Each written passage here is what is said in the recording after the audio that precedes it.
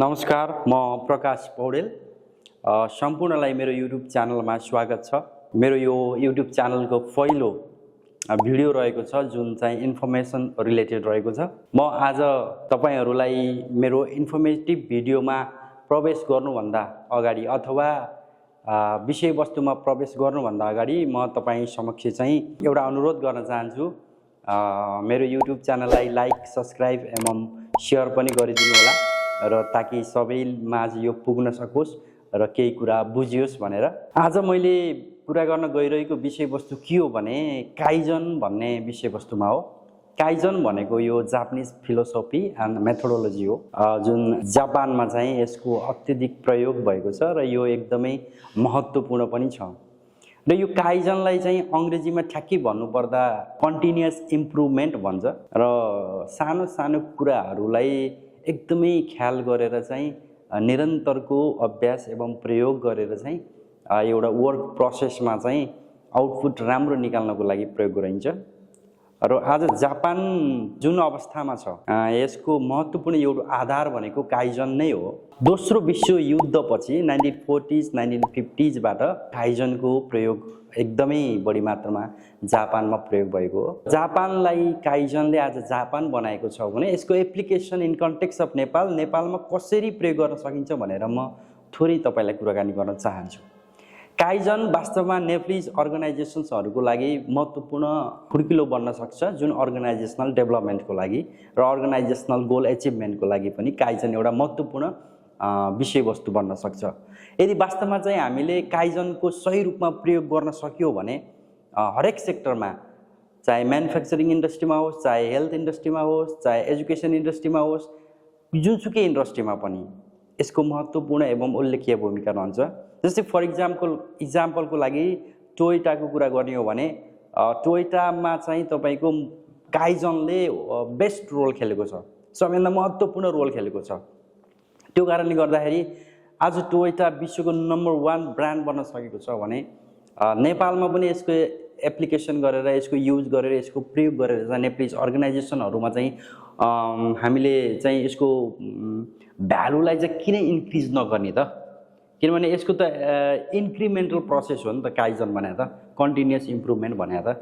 त्यो कारणले गर्दाखेरि नेप्लिज अर्गनाइजेसनमा अथवा नेप्लिज एजुकेसन जुन हाम्रो इन्डस्ट्री छ, इन्स्टिट्युसनहरु छ, हामी जुनसुकै ठाउँमा पनि काइजनको प्रयोग गर्न सक्छौं र काइजनको प्रयोग त गर्न सक्छौं भन्ने कुरा मैले तपाईहरुलाई भने।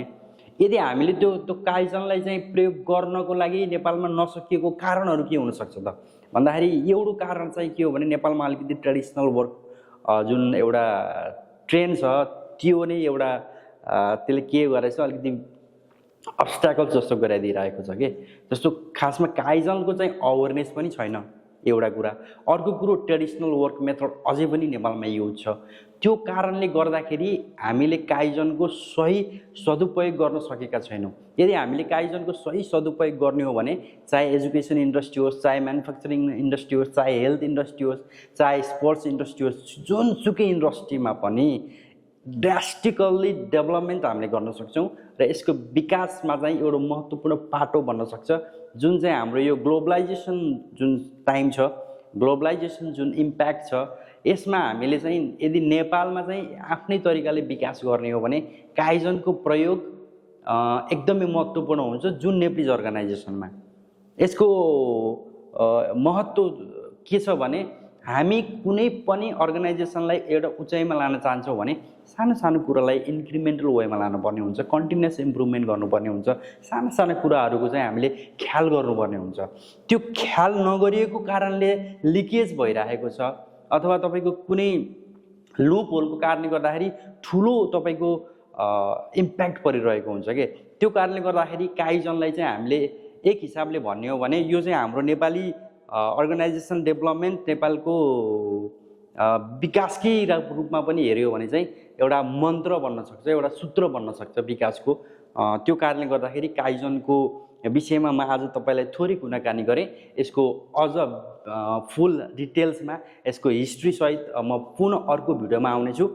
यो भिडियो हेरेर मन पराइदिनु होला भन्ने मेरो आशा पनि छ र आगामी दिनहरुमा मैले अझ महत्त्वपूर्ण रिसर्च गरेर डिफ्रेन्ट फिल्डको रिसर्च गरेर चाहिँ कसरी चाहिँ हामीले सुसूचित गर्न सकिन्छ भन्ने निरन्तर अभियानमा म लागि नै रहनेछु। मेरो युट्युब च्यानल @प्रकाश पौडेल युट्युब च्यानल छ, यसलाई लाइक सेयर सब्सक्राइब पनि गरिदिनु होला। र आजको विषयवस्तु तपाईँलाई कस्तो लाग्यो कमेन्ट बक्समा पनि गएर कमेन्ट गरिदिनु होला, किनकि हजुरहरूको फिडब्याक मेरो लागि एउटा विकासको आधार बन्नेछ, त्यो मैले अपेक्षा लिएको छु। यति भन्दै काइजन नेपाल र नेपाली अनि नेप्लिज अर्गनाइजेसनको लागि एउटा कोसेढुङ्गा बन्न सक्छ जुन विकासको लागि। त्यस कारणले गर्दाखेरि काइजनलाई हेरौँ, बुझौँ र पढौँ, काइजनको प्रयोग गरौँ र नेपाली अर्गनाइजेसन डेभलपमेन्टमा काइजनलाई सूत्र र मन्त्रको रूपमा प्रयोग गरौँ र अगाडि बढौँ भन्ने आह्वानसहित आजको यो भिडियोबाट म प्रकाश पौडेल बिदा हुन चाहन्छु। नमस्कार, धन्यवाद।